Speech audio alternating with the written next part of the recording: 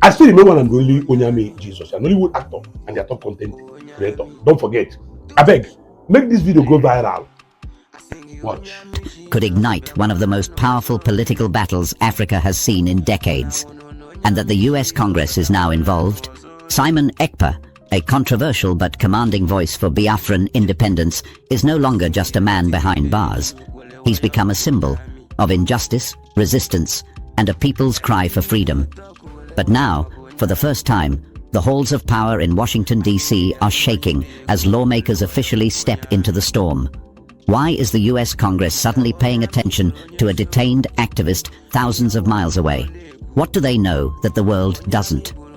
This story is about more than politics. It's about a silenced voice echoing across continents, a military accused of burning villages, and a community refusing to disappear. From secret negotiations and diplomatic betrayals to a bold financial revolution by the Igbo diaspora, this is a story of survival, resistance, and hope.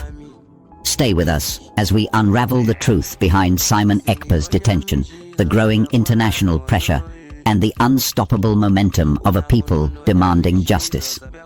What happens next could change everything, not just for one man, but for an entire generation. The US Congress has officially received a petition concerning Simon Ekpa's detention in Finland.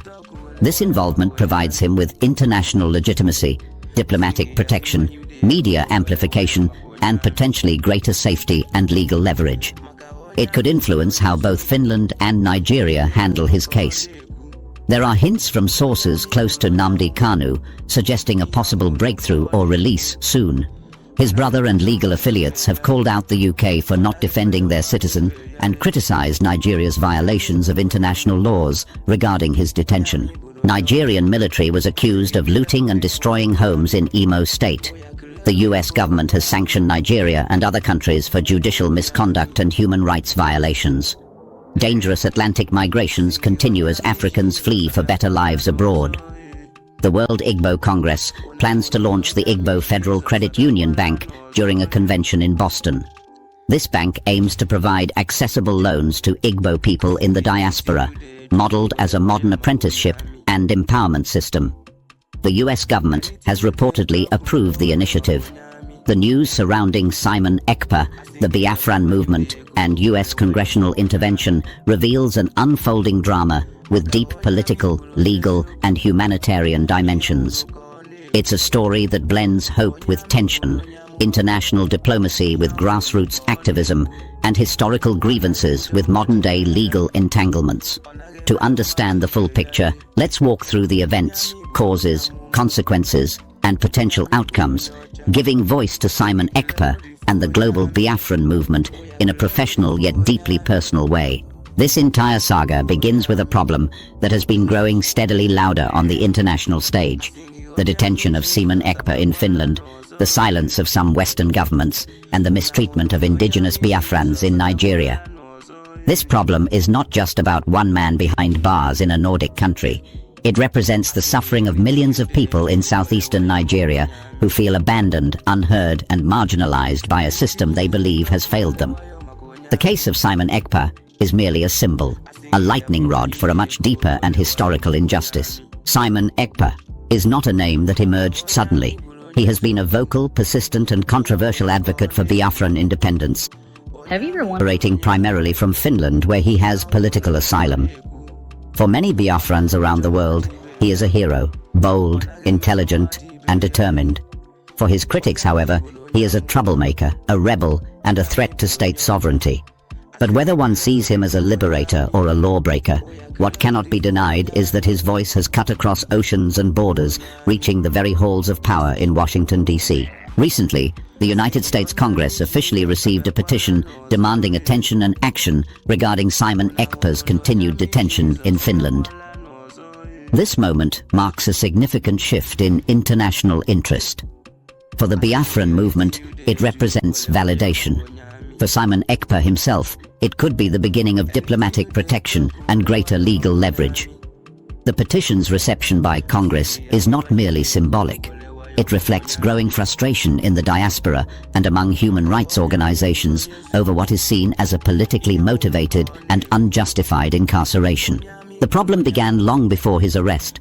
For years, the Nigerian government has pursued outspoken Biafran leaders, often accusing them of inciting violence, promoting secession, and threatening national security. Yet, Simon Ekpa has consistently argued that his activism is rooted in peaceful agitation, human rights, and self-determination.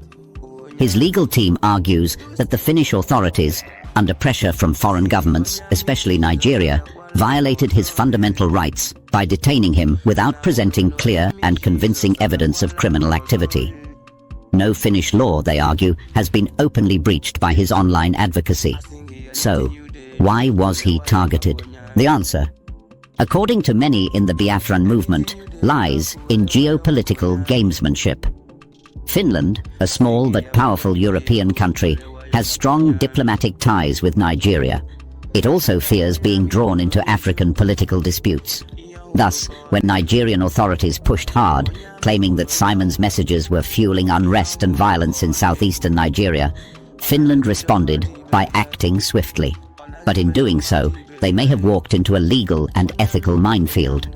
Supporters of Simon Ekpa argue that he has done nothing more than use his voice, his platform, to expose military atrocities, political corruption, and systemic injustice in Nigeria.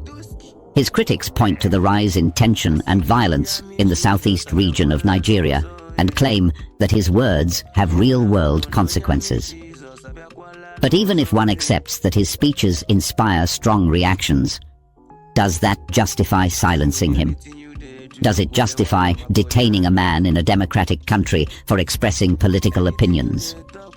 The consequences of Simon Ekpa's detention have been far-reaching. In Imo State, Nigerian military forces have been accused of reacting to pro-Biafran sentiments with excessive force, looting homes, displacing families, and destroying villages in search of suspected agitators. The Nigerian government maintains it is fighting terrorism, but to locals and human rights observers, it looks more like collective punishment. Entire communities have been turned into ghost towns.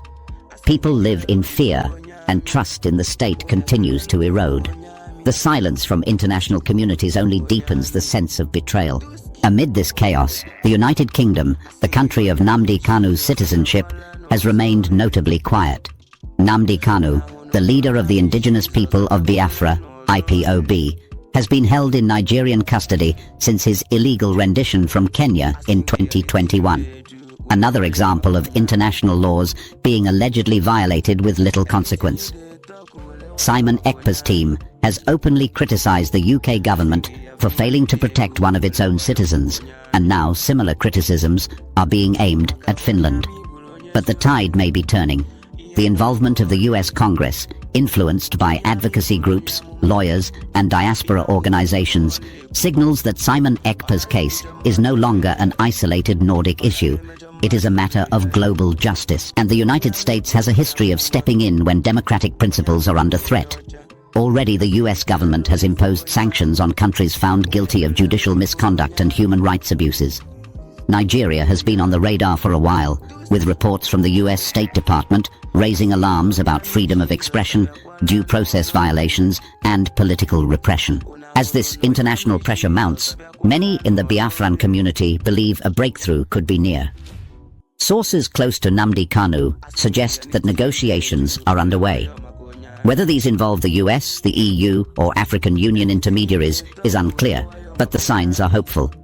Ekpa's legal team remains active, his supporters remain vocal, and his voice, despite attempts to silence it, continues to ring out across media channels and social platforms.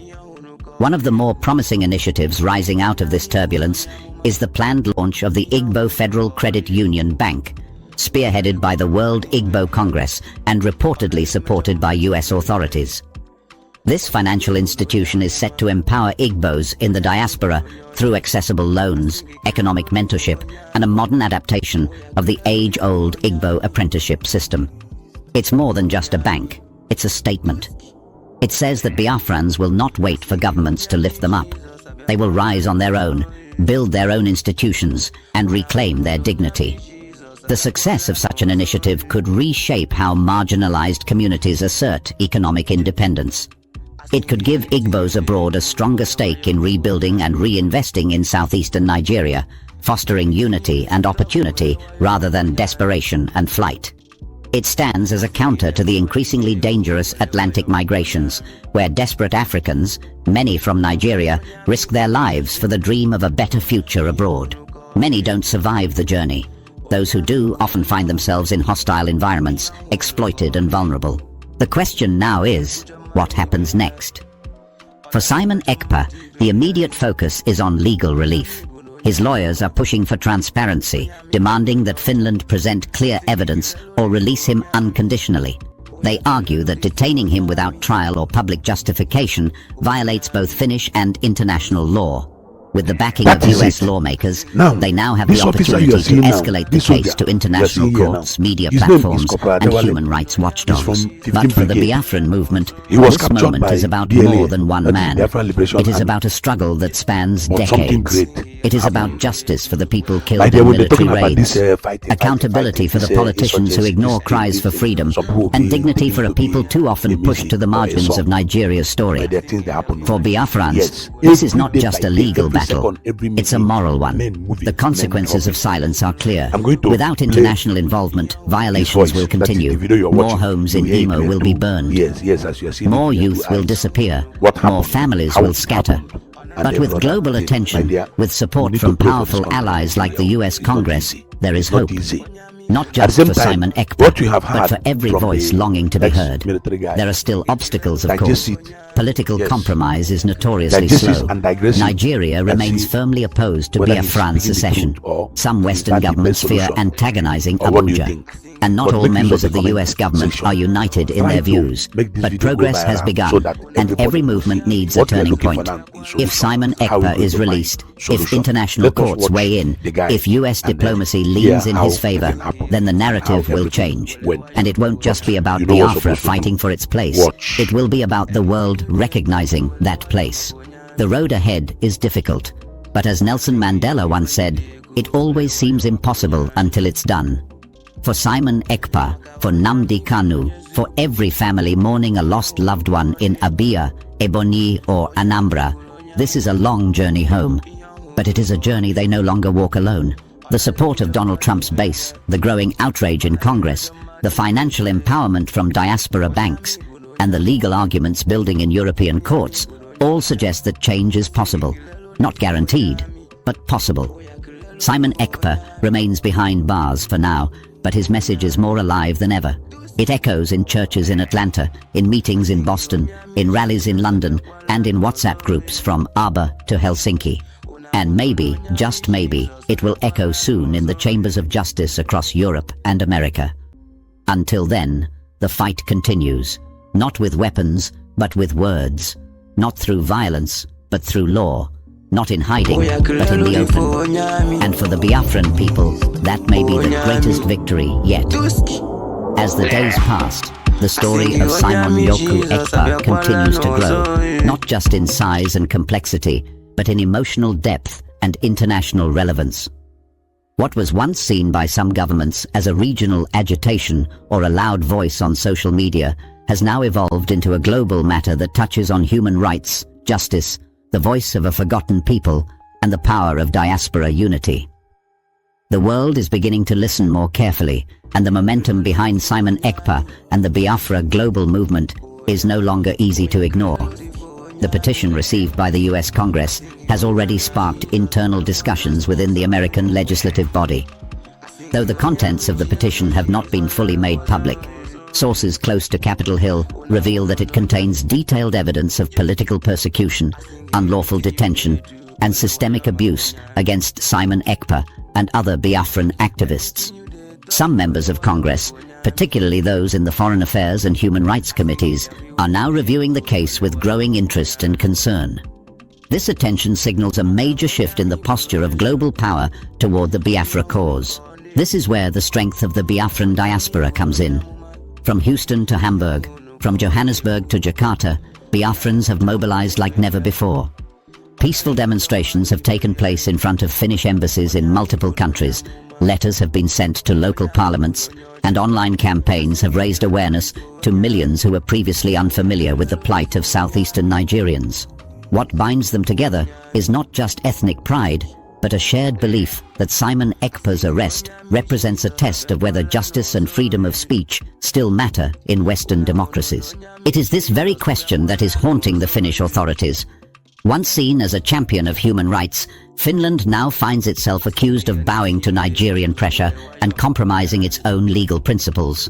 In fact, legal scholars in Helsinki have started asking whether the actions against Simon Ekpa were lawful or politically motivated. Finland's constitution, like many in Europe, guarantees freedom of expression, including political speech. By detaining a man without providing public charges or evidence, they may have opened themselves to international legal challenges. Simon's legal team is reportedly preparing to file a lawsuit in the European Court of Human Rights. But what exactly provoked this moment?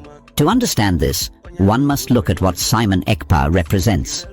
He is a vocal successor to Nnamdi Kanu, the detained leader of the indigenous people of Biafra. While Nnamdi Kanu captured hearts through his passionate speeches and symbolic presence, Simon Ekpa took that legacy and built a digital fortress around it. Through online broadcasts, interviews, and strategic communication, he has kept the flame of Biafra burning in the hearts of millions. But unlike many freedom fighters of the past, Simon does not operate in the shadows. He is visible, traceable, and unapologetic. This openness has made him a target. According to confidential sources within the Finnish-Nigerian diplomatic circle, Nigerian officials submitted several dossiers to Finland accusing Simon of inciting violence in southeastern Nigeria. But these accusations lacked substantiation. His lawyers argue that no video, audio, or written evidence from Simon's media channels directly called for violence. In fact, his most recent messages have repeatedly focused on resisting tyranny through civil disobedience, economic empowerment, and legal advocacy. Yet, despite the lack of concrete charges, Finnish authorities detained him. His supporters believe this was part of a silent diplomatic agreement. Nigeria would suppress media criticism of Finland's handling of asylum seekers and trade relations in return for political cooperation on the Simon Ekpa case. If proven true, this could shake Finland's reputation as a neutral and principled country. It would also give Simon Ekpa powerful legal ammunition. Meanwhile, back in Nigeria, the situation grows more fragile by the day. The southeastern states, Enugu, Abia, Imo, Ebonyi, and Anambra, are seeing increased military presence. Villagers speak of helicopters flying overhead, checkpoints every few kilometers, and arbitrary arrests. Farmers in communities like Orlu and Ihiteuboma say they have abandoned their farmlands out of fear. Traditional leaders are being pressured to publicly denounce Simon Ekpa or risk being labeled collaborators. It is in this atmosphere of fear that the real face of repression emerges. According to human rights watchdogs, including Amnesty International and Human Rights Watch, the Nigerian military has been using the anti-secession narrative to justify unlawful killings, forced disappearances, and destruction of property. Homes are burned on mere suspicion. Young men are rounded up and taken away. Many are never seen again. In this tragic environment, Simon Ekpa is viewed not as the problem, but as the only one still speaking for the voiceless. And while governments debate policies, the people suffer in silence. Hey friend, the weekend is almost here. Can we start planning our trip now? Actually, the plan is off. I'm broke until the end of the month. Why don't you borrow some money? Try your car. In response to this growing crisis, US-based human rights organizations have begun mobilizing their legal arms. The American Civil Liberties Union, ACLU, the Center for Constitutional Rights, and several African diaspora coalitions are quietly working together to draft reports, file complaints, and even push for congressional hearings on Nigeria's human rights record. The goal is to make Simon Ekpa's case part of a larger campaign to expose the truth about what's happening in Biafra land. At the same time, Biafran organizations across Europe are planning what they call freedom convoys.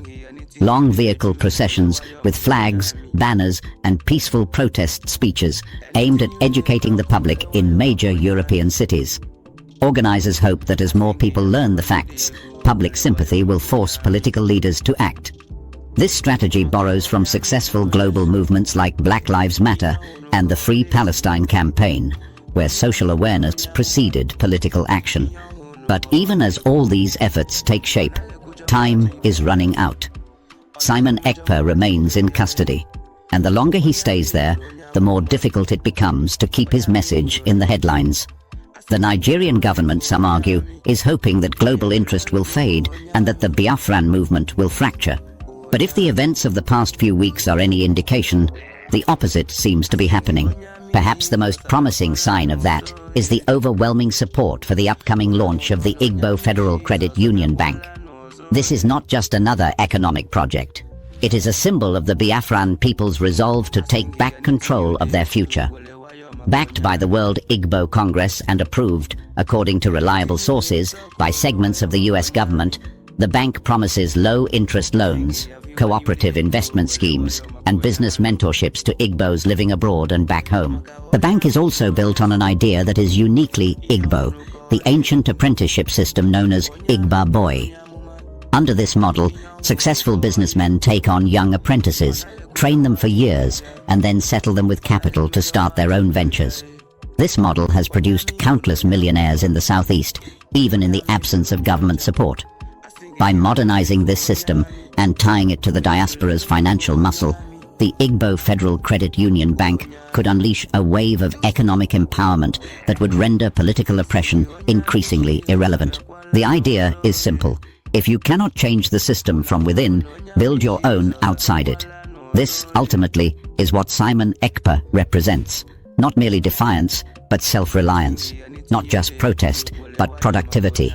He speaks the language of a generation that is tired of begging for inclusion and now demands self-determination, not with bullets, but with ballots, businesses, and bold ideas. His arrest was supposed to weaken the movement. Instead, it has exposed the fragility of those who fear him. Now the world watches. Will Finland stand for justice or appease political pressure? Will the US turn congressional concern into executive action? Will the UK, so far silent, finally break its quiet complicity and defend Nnamdi Kanu? And will Nigeria choose reconciliation or repression? These are not abstract questions. They are matters of life and death for millions. They are questions that shape the future not only of Simon Ekpa, but of the Biafran dream itself. But one thing is certain, the story is no longer theirs to write alone. The Biafran people, united across oceans, villages and time zones,